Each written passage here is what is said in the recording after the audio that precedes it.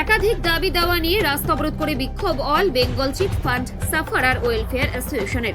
আজ গোটা রাজ্য জুড়ে এই কর্মসূচি করছে ওই অ্যাসোসিয়েশনের সদস্যরা।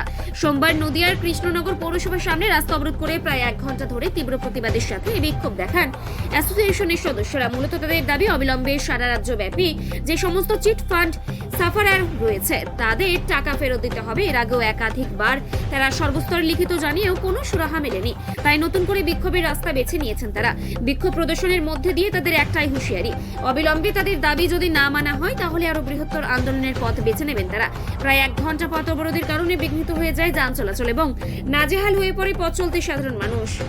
কেন আজকে আমরা all Bengal chit fund sufferer welfare অ্যাসোসিয়েশনের রাজ্য কমিটির পক্ষ থেকে রাজ্যব্যাপী সমস্ত জেলায় 12টা থেকে 1টা পর্যন্ত সমস্ত চিট ফান্ড আমানতকারীদের টাকা ফেরত, এজেন্ট সুরক্ষা সহ 6 দফা দাবিতে প্রত্যেক জেলায় আমরা 1 ঘন্টার অবরোধ কর্মসূচি পালন করছি।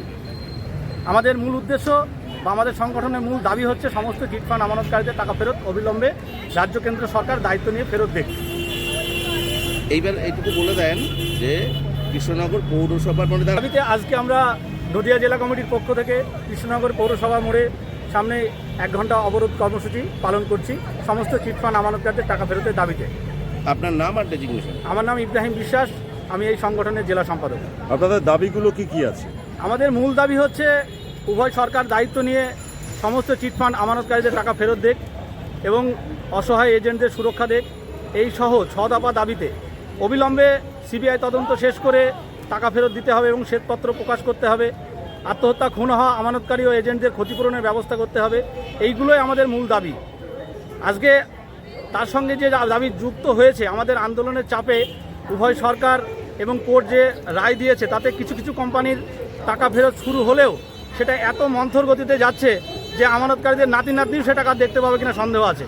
তাই আমাদের কোর্টের কাছে দাবি এবং উভয় সরকারের কাছে দাবি যে অনতিবিলম্বে কোম্পানিগুলোর যে প্রচুর সম্পত্তি আছে সেই সম্পত্তির বিক্রি করে আমানতকারীদের টাকা ফেরতের ব্যবস্থা করা হোক এবং অল্প টাইমের মধ্যে।